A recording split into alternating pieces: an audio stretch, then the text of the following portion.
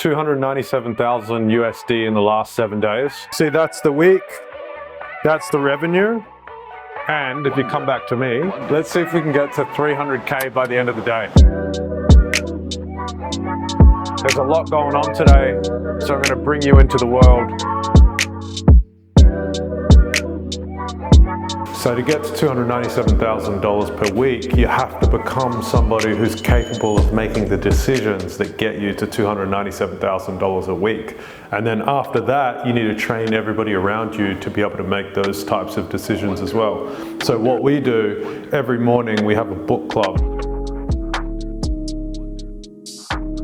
When you have to sit on a book, it has a central idea, and you spend weeks with that central idea.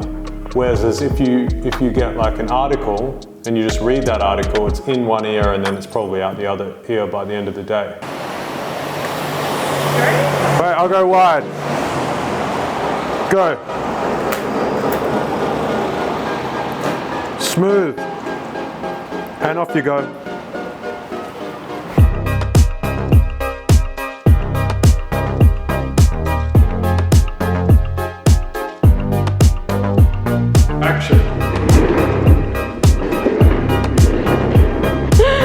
That was so worth it. Can you take Shayla through it? Like, this is the cost of goods and this is how much it's going to cost per unit with shipping, and you know, like our whole checklist. Yeah, but to be honest, I don't know how it's changed since Mason Hub. I don't know how the pricing from Mason Hub. I don't care about that part. What I care about is from the supplier to the warehouse. Okay. And we can do the packaging stuff later.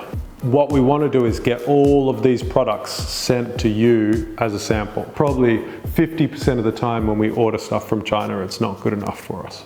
The great thing about Shayla being in the product realm is that she's also our social media coordinator. So she's discovering product via social. So now she has the best of both worlds. She can source products that she knows she can make content for, and the products that she's sourcing have already been validated. And remember, this is not for us to use to acquire new customers. This is simply to excite our existing ones. So one of the things that I have to do because I'm so busy is mix and match meetings with activities. So right now, Teresa and I have to go and get B-roll for the introduction of this video, but we're also having our improvement meeting. So that's what we're trying to do. G'day. Hey. When we talked about the goal setting thing, I said to you, like, you need to define your goal and then you need to say, who do I need to actually become attribute-wise to reach this goal? Yeah. And you said, should I just journal on it? Yeah. Yes. Yeah, I'll journal about it for sure. What would you say is like the biggest thing I need to work on improving? Well, before I tell you what I think you need to work on, I'll tell you what I think your strength is, which is I think you understand concepts really quickly and you get them. So I think that if you ask more questions, not just from a videography point of view, like to get the story, but just in general. Right. So your strength is actually the thing you should be working on more, because that's going to make you a better videographer, better storyteller, better writer, more interesting person. You know, like just keep asking more questions. Yeah, cool. Yeah, that's great advice. People have like resistance to ask questions because they don't want to sound stupid, or everyone has that like fear of asking too many questions maybe. Like, I'll tell you a story about that. I was a professional poker player before I did ecom. And I was put in a chat group with the best tournament poker players in Australia. And I was by far the dumbest. I was the stupidest, but these were all like math geniuses and they were just so much smarter than me in every single way. And what happened was, at the start I would type into the chat and I would try to give advice and I would try to act smart and I wanted to be accepted as a peer. But when I realized that that was impossible, that these people were so much further ahead, when I actually realized and had that paradigm shift, then I was like, okay, I'm the dumbest in the group. Let me embrace that and let me ask so many questions that these people get annoyed with me. And then my I got so much better, so much faster. No. It's just like self-awareness of understanding where you're at, confronting the ego that's going to maybe break your identity barrier, and then lean into it. Yeah, sick. Yeah, Like you got everything. You're a filmmaker, and you always will be, but you're at the start. You're only 24. Mm-hmm. So like, be okay with sucking. Yeah. Even though you don't suck, be okay with it. Yeah. Because you do suck compared to all of your favorite filmmakers. Yeah. And that's the measuring stick. So it's like, who am I when I'm 35? You, Teresa, like, who are you when you're 35? Like, what do you have?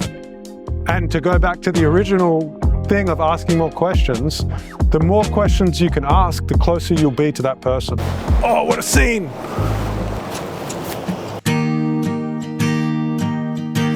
Today we're signing the big contract to get this sparkling water brand. We're going to own just under 50% of it. It's a lion's mane and mushroom kind of. They call it a functional beverage. Welcome. Quick. Look at icy cold.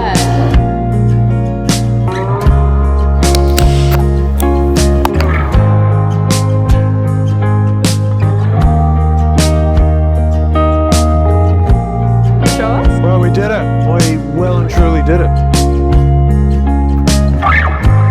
Oh my god. Did you see? Yeah. Fuck yeah. Do you know how mental that is? Do you know that's 500,000 Australian dollars? That's crazy. We don't even know what we're doing. We're just fucking kids from the slow class in year 2. Scott and I are both in the same slow class. Like, I went into the slow class, there was like 4 other kids. Like, one was in a sling because he fell over his own feet and broke his arm. And I was like, what the fuck am I doing in this slow class? And I sit there for a while, and then this is when I'm like 7 years old. I'm in there for like a week, and then I go out, and on my way out, Scott goes in. Oh no. So he was in the normal class and got kicked back into the class. To the slow class, yeah. Oh. And I don't think he ever got out.